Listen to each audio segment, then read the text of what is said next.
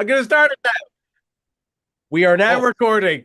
Don't right. worry. Very welcome back. Let's head to Bundoran and to Eclipse Cinemas. Ocean FM. Ocean Drives films with Eclipse Dine-In Cinemas Bundoran. Now serving pizza, hot dogs, ice cream and more. To your seat. Find out more at Collie, how are you?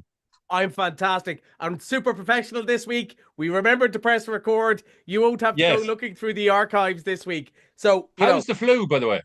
You well, were dosed last week. I'm still not undosed. And I probably You can should hear say, it. for those who actually have flu, I have man flu. Like, it's just a cold that gives me excuse to complain. But, like, I still managed to do my job of watching lots of movies. I'm sure Good. the listeners of Ocean FM have a lot of sympathy for me as Yeah. as I dragged myself out of my sick bed to go and watch some movies for free at Well, that. this is good because the first one we're going to be looking at is the penguin lessons. Isn't that right? That's right. So we talked about this a little bit last week because it actually opened on Wednesday, the way movies do sometimes. Officially, it opens tomorrow, but they had a preview on Wednesday. So we said it was coming up, but I hadn't seen it yet. So I was quite curious. It looked like a trailer. I think you've got the trailer there. We'll play a little Yeah. bit, and I'll tell you what I Let's take thought of the a. penguin lessons afterwards. Is he your pet? I rescued him from an oil slick, and now he thinks he's my friend, but he's not my friend. Why did you save his life? I was trying to impress a woman I wanted to sleep with. Go and be free in the sea.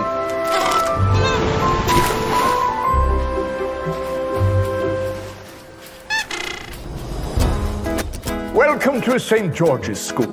Argentina's in chaos. A coup is imminent. Whatever opinions you have, keep them to yourself. And no smoking, no pets. If you keep this between ourselves, I'll let you all feed him some fish. Deal? So that is. By the way, this is based on a true story, isn't it? And Steve, I'm a big fan of Steve Coogan. I think he's But great.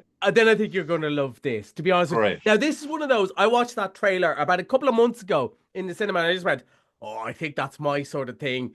Yeah. And it absolutely was. But one of the reasons I'm sure it's really good is there's a young lad who works in the cinema, never heard of it, would never go and see something like that. He go, if it's old fellas like me and you, Francie, he happened Yeah. to turn up for work early.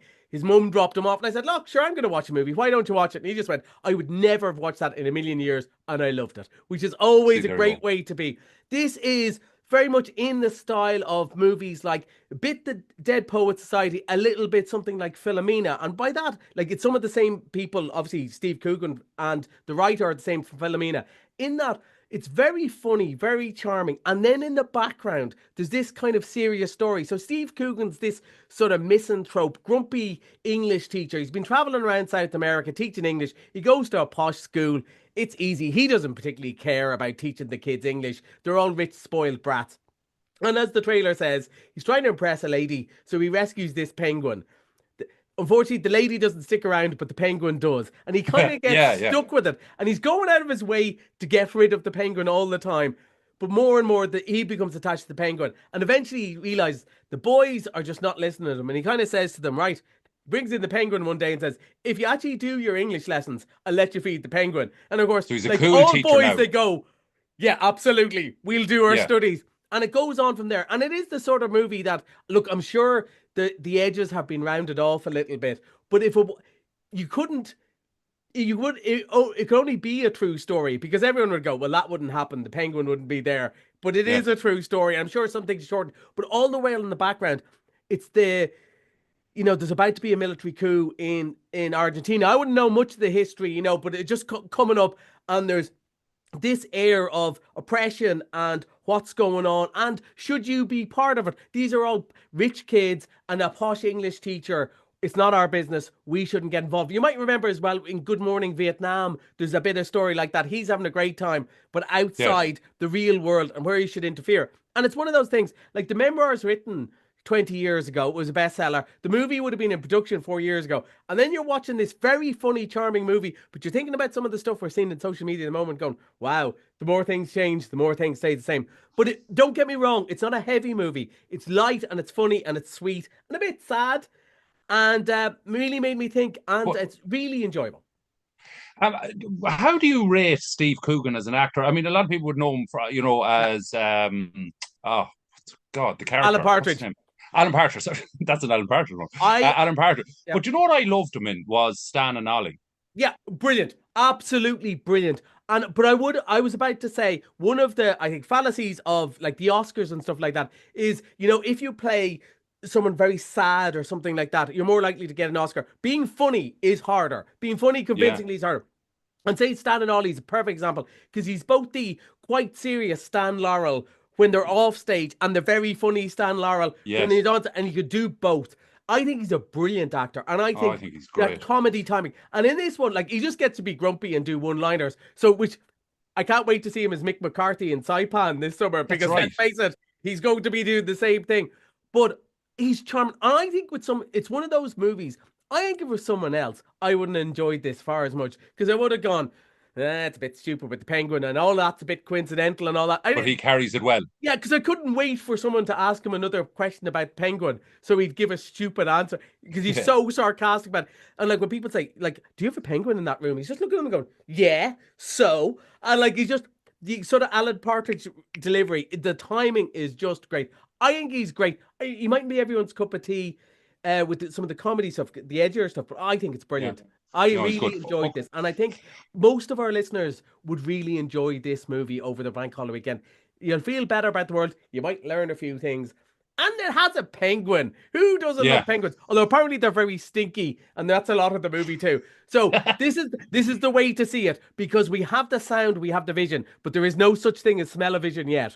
So you're okay with the penguin. Well, not yet. Yeah. Steve Coogan in and the real life story of the Penguin Lessons. Yeah. Sinners. Now this is not real life. Is this based? No, and this, there's a lot of kind of thought in this, and it's a lot heavier. Is this about the Magdalen laundries? Is that right? No. This is a completely different movie. This is set in the deep south of America in the 1920s. Oh, I was looking at the wrong one. So. Yeah, absolutely. Sorry. Yeah, just when we didn't have the clip for this one.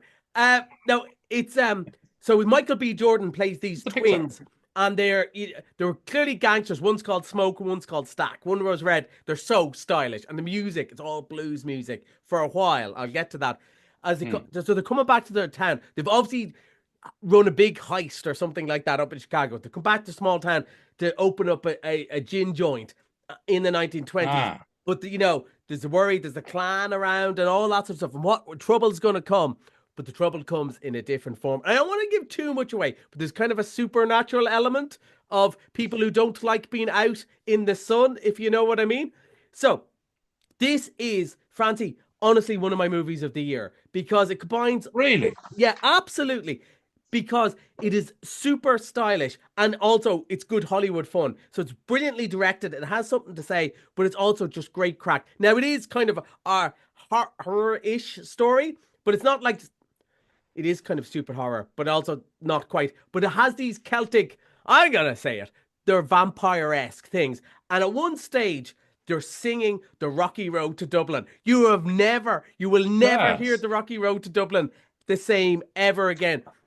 So is it a big budget type thing? It's a big budget. Is it? It's made by the guy who made Black Panther, but he also made Creed. And Creed would be a good example. Yeah. Now, Creed is a very different story, but you know the way it is like a proper movie, but it's also a Rocky movie, boxer, you get up when you're sitting at the edge of your seat, go on, hit him. But there's also sort of like it's a proper made, it's not a dumb movie. Sinners is like that as an action horror. Everyone, it looks brilliant. It's so stylish. The music is so good. And the action, like I genuinely did not know what was going to happen. I watch a lot of movies, Francie, and I can usually go, well, you know what's going to happen here. This is good. I was absolutely blown away. Now, it won't be for everyone, because the minute something supernatural happens, some people wouldn't be into that, Yeah. But a lot of twists and turns in effect. A lot of twists and turns, and like I went in at 8 a.m. to watch it. It's not the time to watch that movie, but Jesus, what time? Like 8 o'clock in the morning. Well, see, the cinema's busy all day because it's Easter holidays. Yeah. And I'm too old to sit in the normal screens. I have to sit in the posh screen. The posh screen, get enough and posh screen and all was busy at 11 o'clock, Francie. So I had to go in at 8 and watched it, and it was absolutely blew my mind. I think this is a brilliant movie for people who are really into movies. They're going to love this. And if you like, Dusk Till Dawn or kind of horror movies or vampire movies, you like this. But if you just like really cool, amazing looking movies like Get Out and things like that, you will really enjoy it. Now, I realize I'm naming a lot of movies that not everyone would be into. Like, even like Quentin Tarantino, you would like this because it's stylish and cool and slick and everyone looks great. But it is a 16s. It's not for everyone. But I just think it's an amazing movie because it ticks the Hollywood boxes and it ticks the proper, this guy knows how to make movie boxes. Really, really good. That is Sinners in cinemas from tomorrow. From tomorrow. And to be fair, as you said, one of your movies so far of the year. Oh, yeah, one of the movies of the year. I'm always positive, but I really enjoyed this. Now, our next movie, Warfare. I'm afraid to say anything in case I've looked up the wrong one. Yeah, no. Well, this one, I haven't seen yet because there's only so many, and it was either Sinners this morning or this morning. Now, this looks really interesting too, though. It's made by Alex Garland, is one of the directors, and he made things like Civil War. He wrote 28 Days Later and The Beach, and those sort of movies are big because. And when they were making a movie that was a big hit last year called Civil War, one of the advisors on it to explain about the military stuff started telling stories about this attack they were involved in when he was a Navy SEAL in Iraq. And they ended up making the movie of it because it's a famous story. I wouldn't know anything about it, but it's a famous story. And what they decided to do is they filmed it kind of in real time. So the movie's an hour and a half long, and it's the hour and a half of the attack. So if you like things like, Black Hawk Down, that sort of that was a great movie. Well, then this would be for you. They're stuck in all I know is the stories. They're stuck in the house in Iraq. They're surrounded. Can the Navy SEALs get out? And everyone, the stuff says it's the most realistic movie. They got all the, because the guys in it, the guys who were involved in the attack were all on set advising it, and it's all the stuff. And one of the things is most of them can't remember the whole thing, but together they put it because it was that traumatic. They remember. And apparently it's a whole new style of filmmaking. All the, a lot of them are wearing the cameras, instead. Body cams, they use this huge sound system. So, the actors didn't know where the sound of the explosion was going to be, where the sound of the planes. So natural reactions. It looks amazing. Looks fairly overwhelming. Now, I'd say it's full on. 18s, I'm guessing. It's actually, I think it's only 16s. All right, okay. I would imagine it's the full intensity, because I don't think it's so much the violence as much the experience and confusion, which Black Hawk Down did very well. And I suppose Saving Private Ryan did as well. You wouldn't know, not what would I know about war, but you wouldn't know what's going on all the time. It's only in the Hollywood style movies that everyone could see the whole thing. Most of the time it's dust and confusion and fear. And it seems really good. And again, a very different theme to the other movies we're talking about. But I know there'll be people out there, this would be their sort of thing. It sounds like it might be yours. Yeah, no, I think I'd like it. That is Warfare. And by the way, in cinemas now, on the line is Collie from Bundoran, Eclipse Cinemas in Bundoran. And every Thursday evening around this time, he's on chatting with Seamie or myself, whoever's in, about movies. Already we've talked about Steve Coogan in The Penguin Lessons, Sinners, and we just talked about Warfare there, which sounds really good, and an hour and a half, so it's fairly compact. And finally, by the way, missed it Monday movie, Black Bag. Yeah, so I really like this one. This is one we said the same thing last week, but we had 2 weeks of nobody really went to see it. We left the cinema. We bring it back for just a $5. This is, if I said the other one was stylish and had substance, this probably is old style, but I really enjoyed it all the same. It's like, spy movies like Tinker Tailor Soldier Spy or Slow Horses. I tried to watch that, Collie. Jeez, it is outrageous. Yes. Tinker Tailor Soldier Spy. It was too slow, I should have known by the title, because the title is too long. And then I was 15 minutes into it and I went, has anything happened? Here's my perfect example. So it's like with the story that, except if it was fast, sexy, and slick, Great. right? So this one's also an hour and a half. Michael Fassbender looking incredibly stylish. Kate Blanchett looking incredibly cool. They're a married couple who are spies. And basically, it's the world of spies. Everyone is going out with each other because you can't explain to civilians why you didn't appear last night. Whereas the spy people understand. And when you go to your partner and go, where are you going today? And they just go, black bag, which is their way of saying it's classified. I can't tell you. It's an op. What happens if you're thinking maybe somebody's having an affair? Like, is it part of the job or part of not? I really enjoyed this. I thought it was really good. 6 stars. As I said, like as I often say, sometimes I think if you think about it too much afterwards, would it make any sense? But for that hour and a half, I was going, these are the coolest, most dysfunctional people I have ever seen in my life. I really enjoyed it. €5 on Monday.